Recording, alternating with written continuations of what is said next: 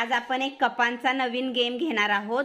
या ठिकाणी 6 मुली आणि 6 मुलं या गेम मध्ये आलेले आहेत। मध्यभागी 6 कप ठेवण्यात आलेले आहेत। लक्षपूर्वक ऐकायचं आहे। कॉन्सन्ट्रेशन वर हा गेम आहे। लक्षपूर्वक ऐकून तुम्हाला कृती करायची आहेत। Okay, listen carefully and do.